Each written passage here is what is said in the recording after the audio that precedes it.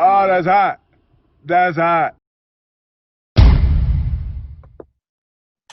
Yo, yo, yo. So we are back. This is Stay to the You. Point Radio on WFES 98.1. We got Sean, we got myself, Sherry Berry, and Fuego Beats. And we want to first shout out to Wrestling Talk Radio, where Marquise, his first show is coming out today, right, Quinn? Yep, yep. Today. So shout out to Marquise on his first show called Wrestling Talk Radio. Please, by all means, check him out. You can check him out on Facebook. He obviously is going to be on YouTube. We'll give you some further information real soon on that. So if y'all into WWE, WBW, what is it, WCW? I don't know all the wrestling joints, but he got all types of different wrestling federations he talks about, and he also talks about other sports as well. So definitely check out Marquise and Wrestling Talk Radio. So now we are back, and Sean got, well, not Sean, but Sherry got a question for Sean about some posts that she had posted about Jordan. So we're going to go ahead and get into it. Go ahead, Sherry. Bear? Yes. So Sean, I had was like reading a post that you posted. I want to say it was yesterday or the day before, probably yesterday. But you had posted, the first post you had posted was like, "Come on, people, we drag Ye and MJ." About, not being there, basic Blaze. I'm not going to read the whole thing, but that was kind of the narrative of what you were saying, right? And then your next post was about NFL players, especially black ones. Where were y'all when all of this was happening or whatever, right? Yes. Now, I agree with both opinions. However, like, I'm trying to figure out, like, what is the difference? Because MJ has been quiet, silent for years and years and years. Then all of a sudden he comes out, $100 million. Where was all that money before? Where were you when we were trying to get black leaders in office? Where were you when your voice was needed, when he was at his highest peak in his career and could have really made a difference? Kanye, I don't really feel like Kanye's been a silent person along the years. I know he's had a couple of hard years, you know what I'm saying? But for the most part, I feel like I always knew where he stood in the black community until he started that Make America Great Again crap, you know what I'm saying? So I just want to know what the difference between the two are, because I don't see a difference. Right. The difference for me is everything's very individual for me. So MJ, in my opinion, So I'm not one who looks to celebrities or looks to figures to be someone that they're not. In MJ's case, I feel MJ is who he is. I'm not taking him off the hook. My post specifically in regards to MJ and Kanye was about the money. I think people wanted to focus on them. And what I was saying is, I'm just happy about the money they donated. Gotcha. That's really what my post was about. That was my post was not about. I honestly, and that's why I made sure I thought I made clear in my post, whether you like them, whether you don't, whether you whatever, you can still do that. I'm not going to sit here because I don't like them and be like, bump that $100 million. No, I think that $100 million is going to go to a good cause, and it's going to help something that I'm in the fight for. Now, so for me, it was strictly about, I think, because people have their attachments to those two particular people in terms of their opinions about them. Right. They made my post more so about them. And what my post was about was I was separating what people feel about them and saying. So you were separating their voice from their bank account is what I'm Not hearing. Their voice. I'm separating what we've seen from them. I'm just separating what we've seen from them. For me, the difference was, as a social worker, if I'm not getting paid and one of my coworkers stands up and fights for us and says, we need to get paid more, and I turn my back and be like, I think to me, that was my argument on that. I felt like I'm literally a black person in the same exact position as someone who's sitting here kneeling, and I chose not to have a voice. But then again, 4 years later, because everyone else is on a bandwagon, because it's trendy, now I got something to say. Fuck that. So that's what I was saying about that. And in regards to MJ and Kanye, again, I'm gonna say this again, and this includes Jay-Z and anyone else. So you're gonna have some people that are gonna give back, and some people who are not. And we can't. All I can do is control me and mine. Like, I can control what I teach my son to do, and I can control what I choose to do as an advocate in this country. But a lot of times, sometimes I feel Black people will jump on this whole, like, almost like you can have an opinion about it, because I have an opinion about Jay-Z. I have an opinion about, to me, him joining the NFL. That's my opinion. But I can't expect just because you have a platform that you're going to use it the right way. We're far gone from the days of Muhammad Ali and Kareem Abdul-Jabbar and Bill Russell. Okay, right. Like, not everyone is woke like that. Not everyone is going to sacrifice their platform for the good of our people. It's unfortunate, but not everyone's going to do that. So I think for me, what I was trying to help Black people understand is, even though I agree that Jordan has not done a lot for our community, even though I agree that Kanye, and I was a diehard Kanye fan, his first 3 albums, and he was extremely woke. Donda raised him very well. But somewhere along the way, whether it be mental breakdown, whether it be his mom passing, in some way along the way, he was lost. And I can't do anything about that. But what I am saying is, it's okay for me to still watch the Cosby Show and love Heathcliff Huxtable and still not like Bill Cosby. And what I'm saying in regards to this is, it's okay for me to say, you know what? I may not feel like you've done it all the time, but guess what? That money is going to help somebody. And I can acknowledge that. So that's where my stance was coming from. And then to that point, I have now, between MJ and Kanye, my difference between those two, and I'm going to use Akon as my example, right? Okay. Michael Jordan just throws $100 million at BLM, right? Mm-hmm. Which, to me, like, to the point of what Ariel was saying at the very, very beginning, about be careful where we put our money. I'm not saying that Black Lives Matter is not going to spend that money wisely or whatever, but we're not going to see where $100 million went. You understand?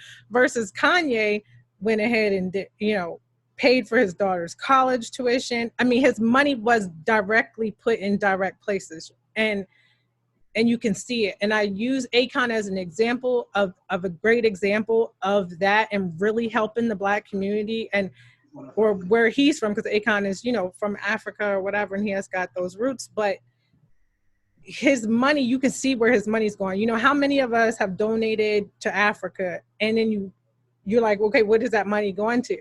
But you think you're doing something good because you're sending money over there. So Akon changed the narrative. He's very involved in all of the projects, and you can see what he's doing over there, from lighting cities up, bringing solar energy and all of that stuff. And you can see where his money is going. You can see where the donations are going. And I just kind of felt like, even though Michael Jordan gave $100 million, which is a lot of money to us, maybe not to him, but to us, that's a lot of money. And Kanye's a billionaire. Could he have afforded to give more than $2 million?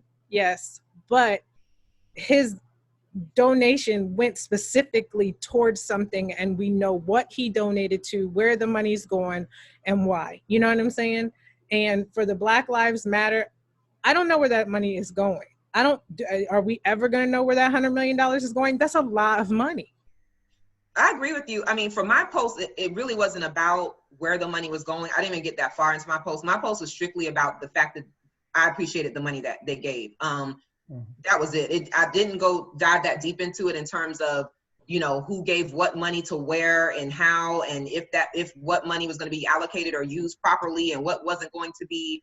But I think the question was, you asked me the comparison of the two. No, I got your answer from what I asked you. Yeah. But so that was I look at it, for me, I almost feel like, granted, it's a grand amount of money, $100 million. It's just lazy to me compared to where I feel like Michael Jordan, with his platform for so long, he could have stepped up. And then when he does step up, it's like, oh, here's $100 million. To me and you, that's a lot of money. To him, maybe it's not. Maybe it's a tax write-off somewhere along the lines. I don't know. I don't have that much money to even be able to speak about it. But I just feel like sometimes when you have that kind of money, maybe tax on your voice a little bit with it. Like Jamie Foxx was out there.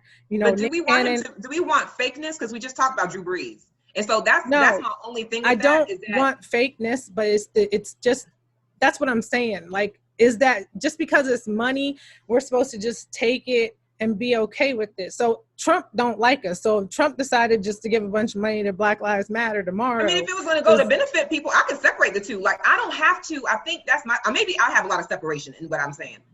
Okay, you don't like me, but you give me money to help fund things that I know are going to change the world. Then I don't give a F about you, honestly. If you're giving, because you just gave me money that's going to assist something. Like, now granted, I don't feel like that brings change. I feel like that is an enable.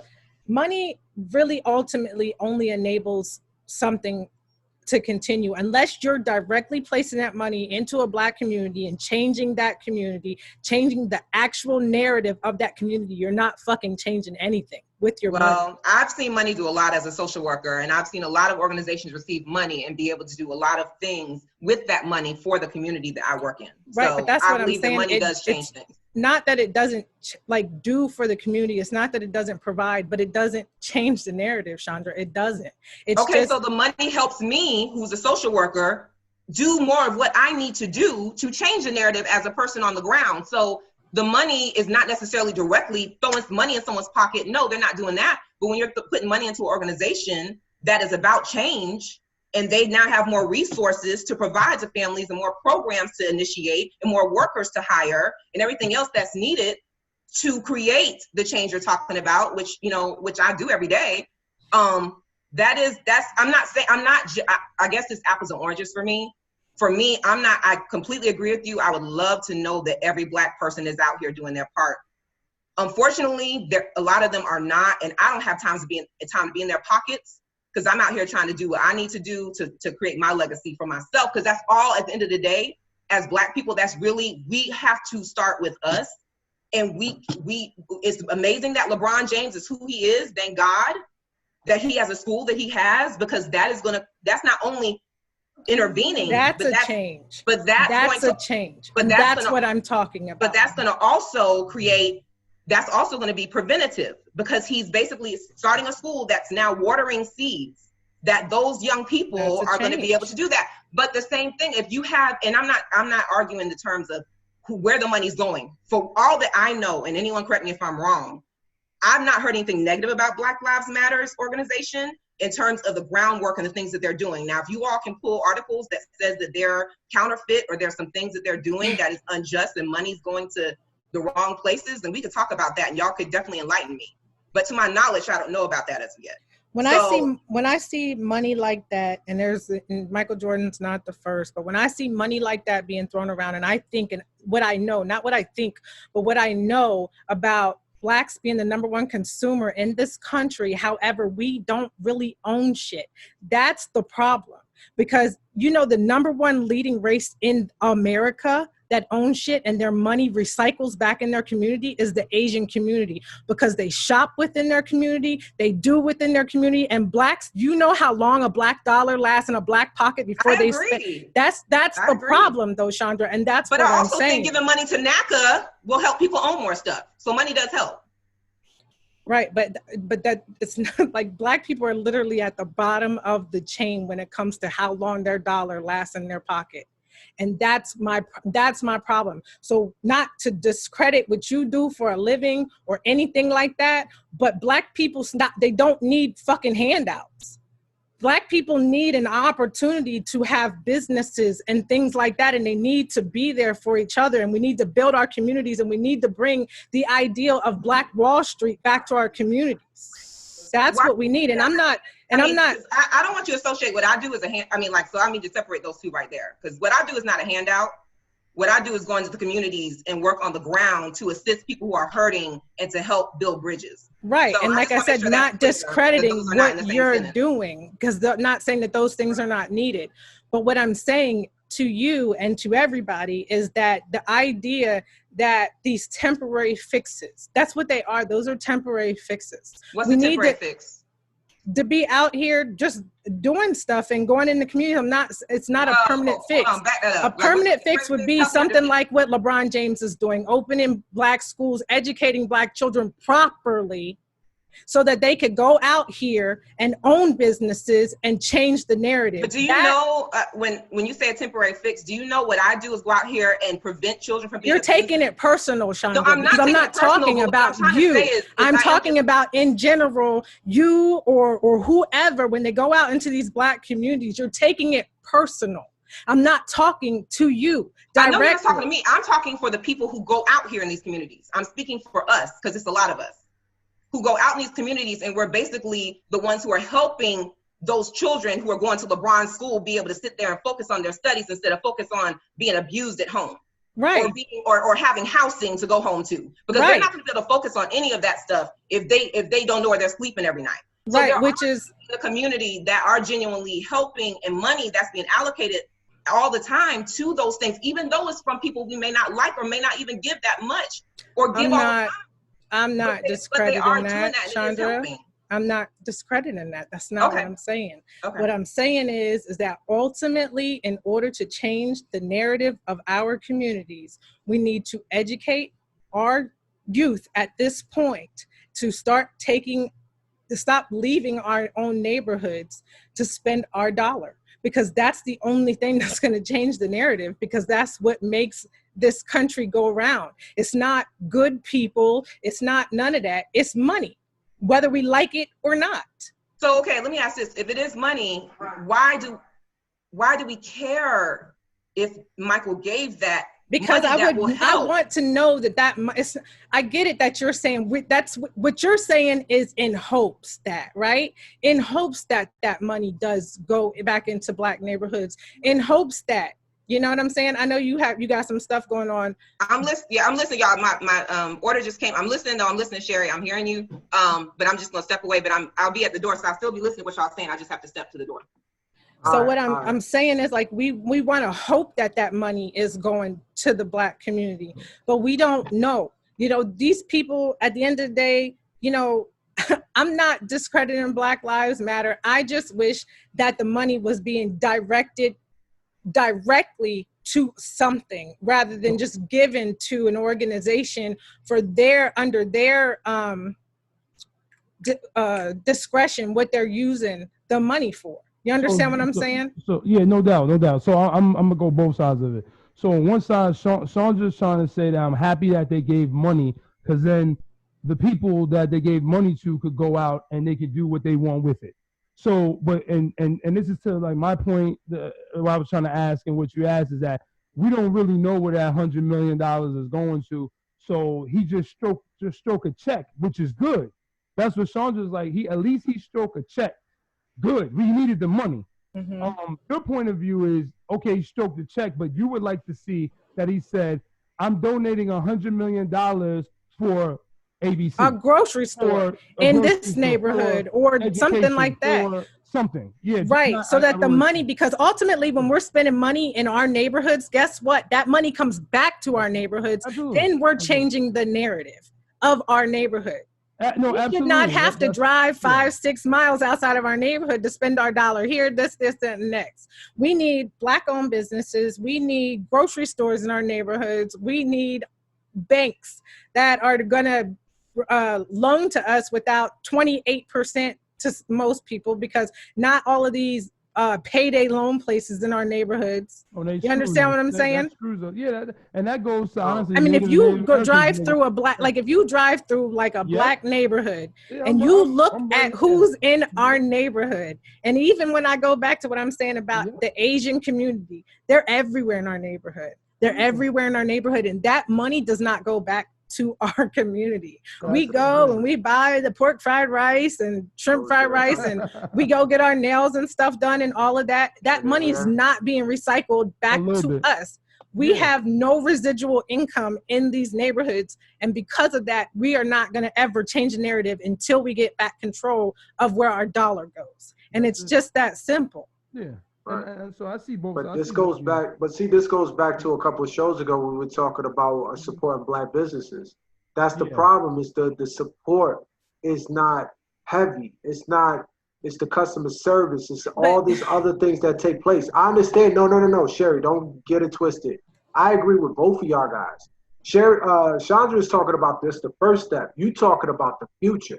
I'm See, talking and this about is what it needs to be. I'm talking about bigger things than t-shirts and cupcake Right. shops and Right. all of that shit. I'm Right. talking about grocery stores and Right. stuff where you're spending your money every day. I'm Right. not talking about, stuff No. like, I mean, ultimately Sherry. everybody goes out of their race for certain things. Your sneakers, I'm not saying don't buy Nikes. Right. I'm saying like in your everyday life on Right. what you're doing, in order to get healthy food, in order to do anything, you have to go outside of your neighborhood Right. to spend your dollar. But what I'm telling you is eventually that cupcake shop is going to turn to a grocery store if you continue to support.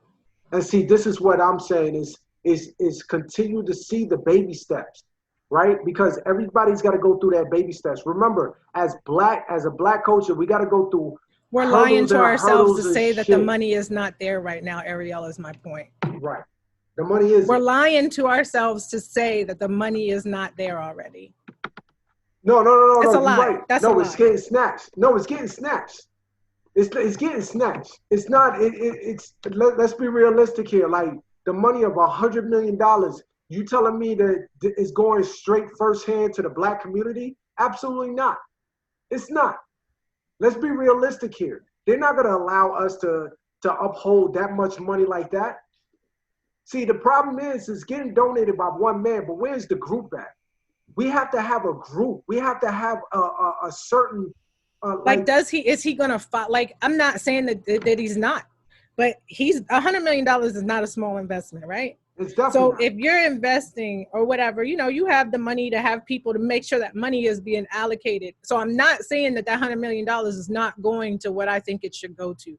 What I'm saying is that's not enough. And maybe that makes me sound, ungrateful or ignorant or stupid or whatever you want to call it. But when you know what the problem is, and I'm just one of those people, when you know what the problem is, I don't want to continue to talk about the problem. What's the solution? Well, I'm telling you what the solution is, because that is the solution. Because when you look at every other community, that's what they have that we don't. The crazy thing is that we are the number one consumer in this country. So there's a lot of money to be spent, and we don't have a residual income within our community, because what we do is we that make it the 1 in 5 that leave the neighborhood. You leave the neighborhood and you don't ever look back on it. I'm glad we're having this conversation. The reason is because it's making me think. And this is what pisses me off, is because of the fact that it's not live. Because of internet. But whatever. But that's fine. That's fine, because I think it's really well, because the reason I'm saying this is because I'm gonna talk to y'all after about something, but also I'll take myself, like what we do as a community of black people. What I see, we open a business, and what's the main business that we see floating around online? A record label, a producer, a media company. The same thing that I'm guilty. That's what I did. I didn't think, damn, I could get with a good example is Egypt. Egypt's family had a little bit more. His father wanted to invest in different things at some point, right? Before, in the past. I had an idea, but I was like, nah. But we didn't think of, hey, yo, hey, Mr. Corollas, can maybe you get us, and we start, and Africa, they're from Sudan, an African-based grocery store, like they have the Afghan grocery stores and all that, and we invest. We start to do with what our dreams are. We're dreaming of being Jay-Z. But these people I talked to an Ethiopian lady. Now, of course, she's black, but we talking America right now. We talking about Black America right now. We ain't speaking about Ghanaians or anything, just to let people know when we're saying this. But I talked to a Ethiopian lady and the Chinese lady from that has the popular Chinese store, like the show was saying, pork fried rice and all that around the way. So I said, yo, what did y'all do? And she said, well, my daughter's right there. The Chinese lady said, my daughter's right there. And my daughter doesn't want to do this shit. She said, but we all know that's an investment. She wants to do this. Her son wanted to be an engineer. Her daughter wanted to be like a singer or something like a pop star, whatever she wanted to go. But knowing that you got to have money to get involved in that, she's saying, we're going to take our time and energy and we're going to build this right here. And then we could afford him to go to this and her to go to that. Yep. And they do. And that's what Sherry is talking about and what we got to start thinking. So right now, me and my boys here said this. They said, okay, and it doesn't have to be so unique. I'm not saying that. It could be literally, it could be a franchise to start out. So we talking, I know this is bad, people laugh, but we were like, yo, Route 1 over here in my area, we ain't got, if we put a Church's Chicken here or a White Castle by Howard, I know but that's a franchise, whatever, or something like that. Don't you know how much money we could do? And we said how much. We found out that if each of us put in about 10 grand, we could do that. It's like like 50 grand. Not that much. Now, I don't have shit. All I could do is probably, I'll be real. My whole check, I could be like, yo, take 1,500 out of that. And then I'll work it. I ain't got much. See, right? and I experienced the same thing where we were thinking about doing Redbox.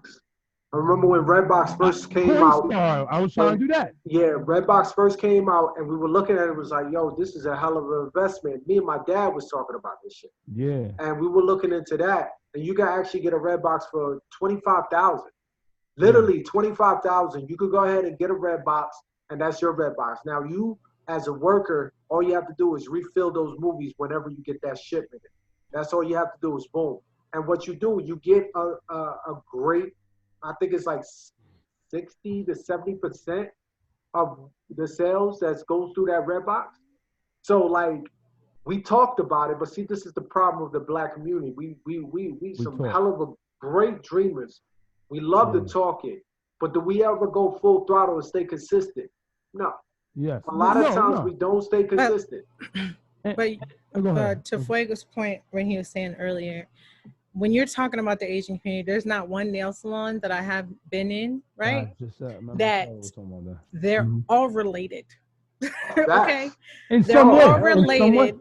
They're all related, and they employ each other, and they have each other's back and stuff like that. And Jews are the same way. And I'm gonna tell you, I'm sorry to interrupt. I just want to tell you this. I talked to the lady and I asked her, is it a racial thing, honestly, while you guys kind of, even though you family, some of you, like one of them was just a best friend, but she was Asian too. She was like, I'm gonna be honest with you, I'm not prejudiced against nobody, but what I do know is that my culture knows what the hell I expect. And they know that there's no feelings. There's no, we have strict rules. We have this, we have that. So I don't have to deal with, and she mentioned other cultures that you have to be more sensitive. You have to be, look at their feelings. You have to go, she just said that. She said it's not really a racial thing with that. But and I told her, well, it could come off like that. To be honest with you, it sounds like that. But it's just about that togetherness, and we don't like to be together based on our history. We like to separate ourselves, and some of us like to consider ourselves elite. You know what I'm saying? Yeah. And a lot of Black people, and this is what, I lived in Atlanta for a long time, and there's a lot of Black people in Atlanta. And even in Atlanta, Black people separate themselves because you have a lot of elitists, particularly the ones that are college educated. And I never jumped on that bandwagon because, like, it's ignorant to me. You know what I'm saying? Like, just because you made it, just because, you have a business, or because not. And I want to say one thing too about Atlanta.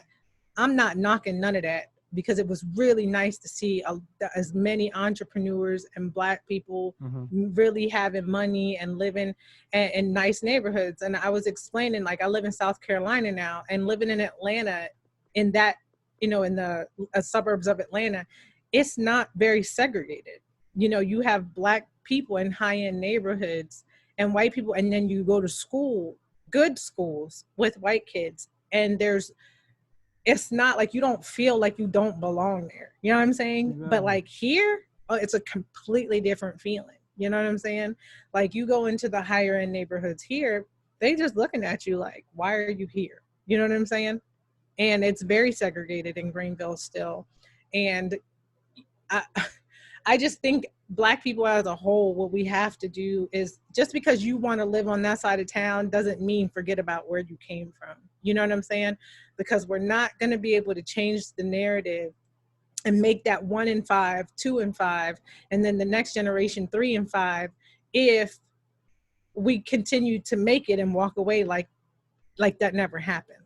You know what I'm saying? Don't walk away from where you came from like it never happened. Yeah. Because I do And agree with you with the grocery stores and stuff. Like that's the simple things. We're looking at being so unique. Like I keep saying, we want to be. We always and I don't know what it is. I really don't. I literally do not know. It's like we have to be in the light, like a star. Like I always said, when I say business, that I had this conversation with my cousin. They always think Fortune 500. I said, we had a local music store that's right there, that's been there for years, and they're not banking like I don't know how much money they make, but they've been there for years. And I'm talking, I've been in this area 10 years, in this particular area, and I'm like, wow, like it's been there that long. Yeah, 10 years. It's been there that long or longer than that. I heard it was like 20 something. They have a hardware site, Ace Hardware, that's been in the neighborhood. So little mom and pop do go back to that and build that. And then, like you said, banks and all of that, do that. Like, what's up? I don't understand. Yeah, I mean, like when you think about when you go through, a well-developed neighborhood, think about that. Think about starting, and there's some people that will have the argument and say Black people don't take care of shit. I hate that. Yeah. I hate that because those kind of conversations are started by people that have donated to the Black neighborhood, and they don't want to do too much because they feel like it's just going to get torn down, or it's just going to be gang members standing at the corners. That's not every Black neighborhood. It's not. I love those people that are out there trying to change, the crime and stuff like that happens within the neighborhoods.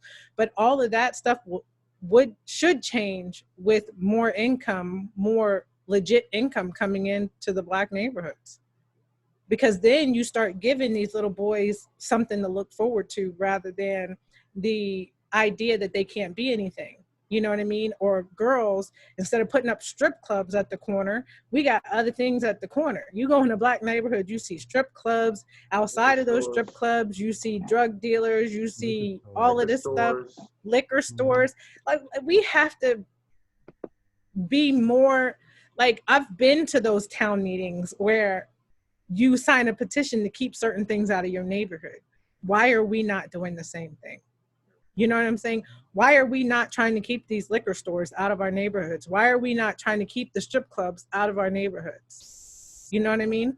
But there's also, another thing too, we got to take in consideration is the people that want to start these passions, that want to start these dreams, besides the fact of maybe possibly getting into something that they don't want to do, to possibly to do something that they do want to do, because that point A could fund that point B, is the fact that they have to battle within their own culture.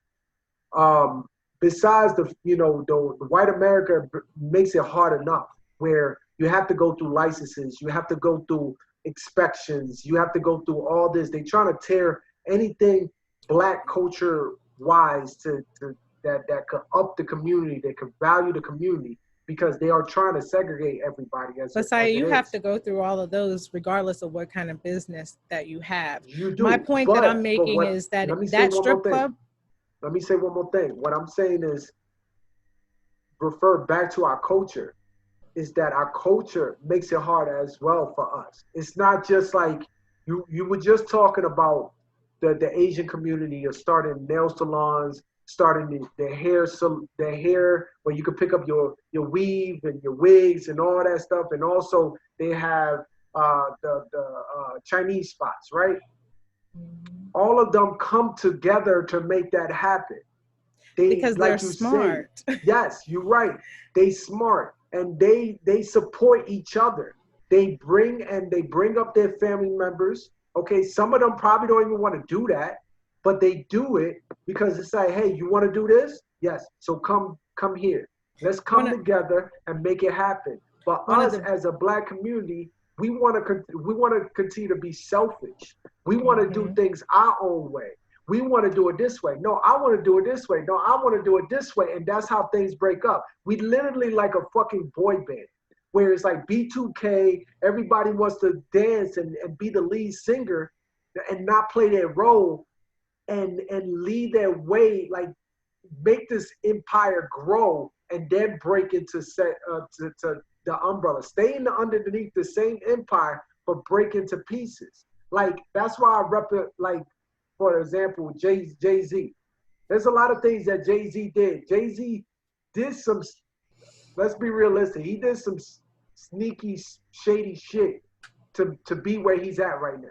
So we can't ignore that part, okay? We can't ignore that he did certain things to make it happen.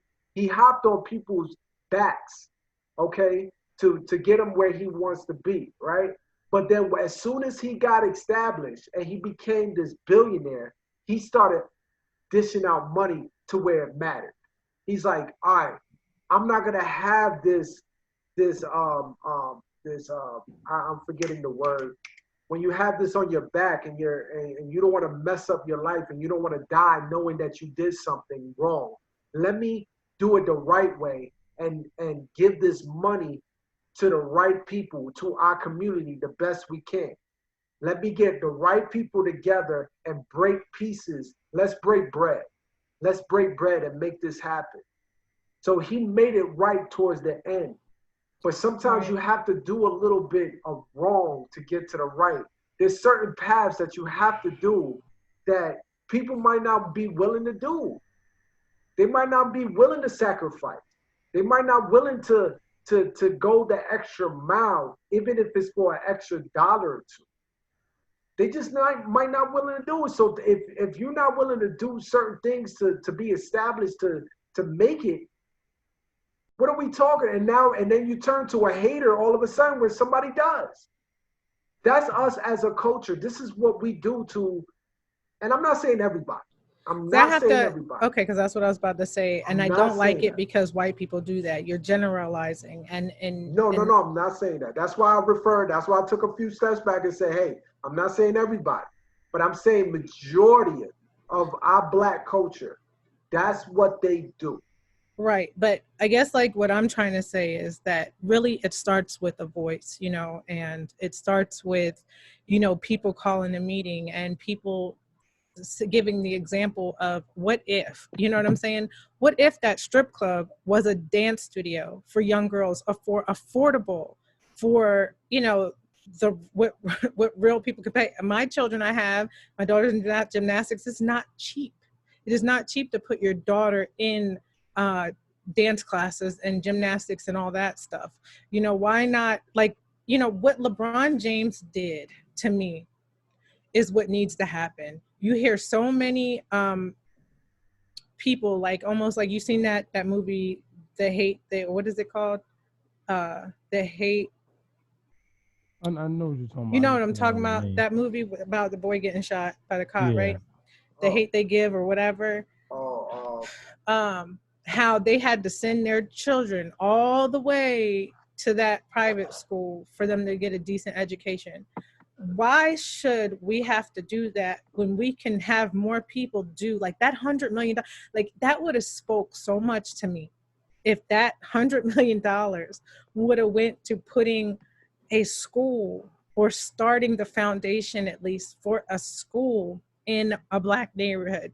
That will change so much more by putting a school so that children in those neighborhoods are getting better educations instead of these poor quality educations that only hinder them when it's time to move on to college or when it's time when nobody should have to send their child on a bus or drive their child to a private school and pay outlandish amounts of money for a decent education.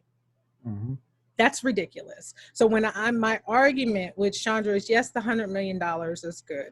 Or my argument with anybody that's like, woohoo, I'm not impressed by glitter. Why? Because everything that shines is not gold. Period, point blank. Say what you want. It's not. You know what I'm saying? If you're like, I need to know that money is actually making a change for me to actually give a damn about it, because money has been donated for years and years and years and years. And there's no change. When you can say that the Black American dollar only lasts for 6 hours after you get your paycheck, nothing is changing. Period. Because that's where we gain our power back, is with our minds and with our wallet. That's where we gain our power back. Period. And it might not be fair to look at it that way, but that's the truth. Because really, at the end of the day, it's all anybody cares about. Yeah. Yeah. Yeah. Yeah, I rock with this, Sherry. I mean, again, like I agree with both of you guys. Y'all guys are both on point. Um, I'm glad we talked about it. This is something that we really truly need to talk about. Obviously, with all the events that's been going on, it just amplifies and it forces us to have this conversation. Even if we always been wanting to have this conversation, this is what we need to do: is have this conversation, and it's just to light the fire. I mean, I We think the need fire is true black already there. leaders too. We need true Yes, black leaders. We and I need think more we mayors and senators and stuff like with correct. that I black was about to senator. say. I And was we about to say. need Okay. more black leaders. And you know how we get more black leaders? Better education Yeah. Yes. for our Yes. kids. Yes. That's how we get more black leaders. It Yes. shouldn't take for somebody whose parents, most of these people come from decent places. Some of them not, they just made it. You know what I'm saying? But Right. some of these people come from households that had two parents that were, married their whole, 40 years and so on. And they came from, for lack of a better word, good pedigree. You Right. know what I'm saying? But I'm talking about, I'm crying for the kids that don't have that. Mm-hmm. And why should they not have the same opportunity for good schools? Why do we not have more LeBron Jameses out there? LeBron James got money, but he also has a family that he has to take care of, and his money can only go but so far. And we need more people with money like LeBron, with that mindset that is really out there trying to make a real change, that follows his dollar, that cares about where his dollar goes, and actually makes a change. And that's all I'm saying. I'm not saying that $100 million that Michael Jordan gave is not going to make a change. I'm just saying it would have been, to me, more valid if it went to something specific. Right. Kanye West only gave $2 million, but it went specifically to something.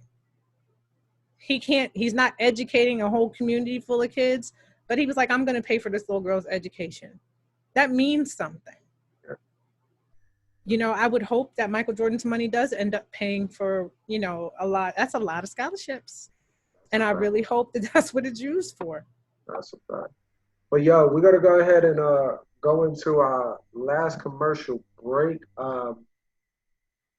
Again, shout out to Peace on his new show. Also, again, man, I meant to talk. We got to talk to Lauren. Sherry, if you could do me a favor, talk to Lauren. See if she wants to get on the show. Definitely want to talk about this mental awareness. Also, I'm going to see if about getting my sister on the show as well. I want to get Jasmine on the show so we could talk. Yo, anybody that wants to have her on the show. You should have had her on today. Yeah, for sure. Yeah, she'll go off. There's a different. She's a different breed. I love her to death. That's my baby, but she's a different breed. So we definitely gonna have her on as well. Anybody that's want to get on the show again, we have an open round table. We get on this podcast, we talk about content, we go talk about multiple things, but more importantly, we're not the gospel site. We're not into the gospel site. We really into some real shit. If you're not a real person, please, by all means, do not email us about getting on the show. I'm not all for all that. If you're chasing a wave, I'm not for that either. You got to be about yourself. You got to be about you. You got to look at yourself in the mirror and be able to say, you know what, I love me. If you don't like that, if you ain't like that, don't bother.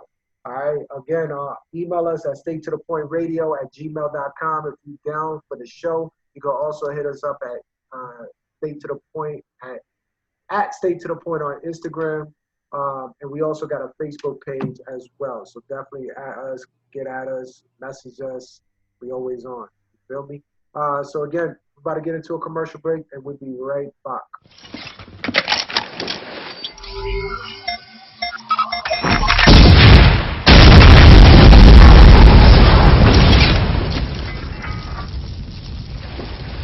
This is What the Fuego.